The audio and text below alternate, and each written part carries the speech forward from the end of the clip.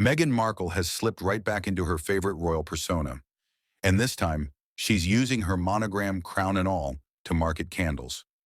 Yes, welcome once again to what feels like the Highgrove but make it Meghan era. Picture her at a laptop, surrounded by soft beige minimalism straight off a Pinterest mood board, funded by generational money. In front of her sits a $64 candle and a chic blue notebook stamped in gold with her crowned M, a delicate reminder of her brief but memorable royal moment. That symbol debuted in 2018, right before the royal wedding, meant for her formal duties. But it turns out stepping away from royal life didn't include stepping away from royal branding. The Instagram drop arrived with the energy of an official palace update, except instead of royal gates and corgis, we got a pricey candle promising the scent of the English countryside. A bold claim given she hasn't lived there since 2020. She insists the collection celebrates her cherished 2018 wedding memories. Because nothing says romantic nostalgia quite like turning sentiment into merchandise. Royal watchers jumped in immediately. One quipped that Meghan will put her cipher on anything, while another pointed out that it's tricky to sell a luxury candle without the royal polish. Translation: if it doesn't smell like Buckingham Palace, who's buying? And this isn't her first royal-adjacent rollout. Stationery with the cipher has been landing in influencer mailboxes as though she never left Kensington Cottage for Montecito. Even her gold signet ring carries the joint H&M crest, something straight from a storybook crown coloring kit. Enter the holiday collection, 2 candles honoring her wedding date and August 4th birthday, an $89 Napa Valley sparkling wine, and a $42 trio of marmalades, strawberry, raspberry, and orange. But here's where things start feeling less festive and more déjà vu. Internet detectives quickly noticed uncanny similarities between Meghan's brand and King Charles's Highgrove line, from muted colors and elegant gold accents to nearly identical website layout choices. One commenter joked an art school instructor would call it plagiarism. Even the crest-style logo, 2 birds in a central tree, looks curated from a royal aesthetic search bar. And the twist? Highgrove donates profits to charity. Meanwhile, Meghan's as ever reportedly funnels revenue into her California empire. It's like she saw philanthropy and thought, nice, but what if I made it commercial? Social media pounced.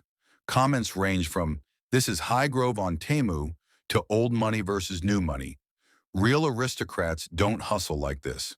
Someone even joked her bathroom tissue probably features that crowned M.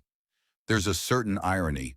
The same duchess who called royal life suffocating now clings to a literal royal emblem.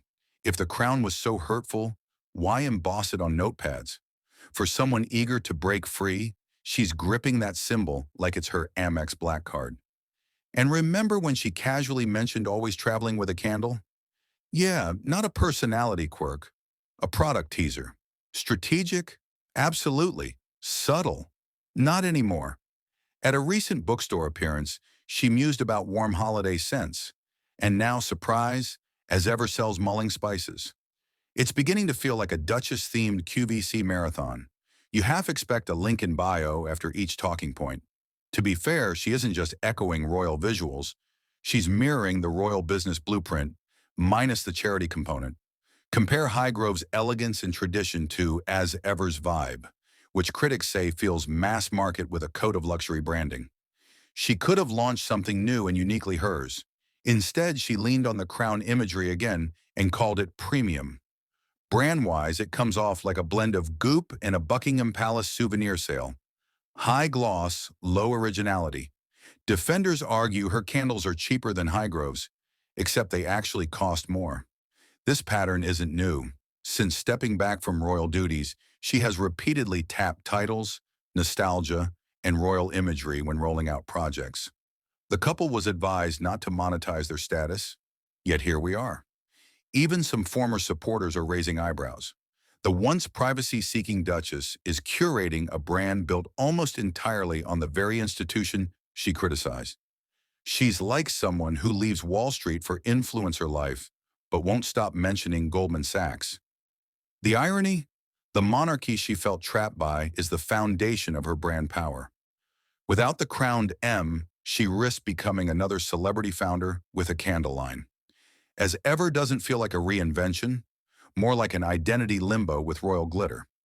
Meanwhile, Highgrove quietly continues its mission, refined, philanthropic, and unbothered, while Meghan markets marmalade with spiritual flair.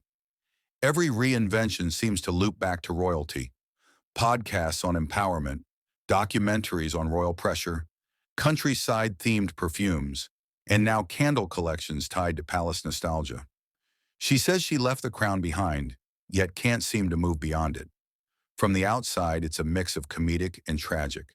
With wealth, access, and connections, she could have built a visionary empire, but instead replicated the very institution she distanced herself from.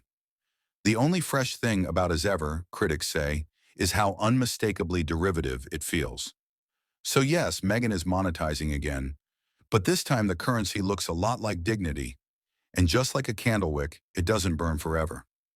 If as ever was meant to showcase independence from royalty, it's doing the opposite. She may have exited the palace, but she clearly didn't leave the royal branding behind.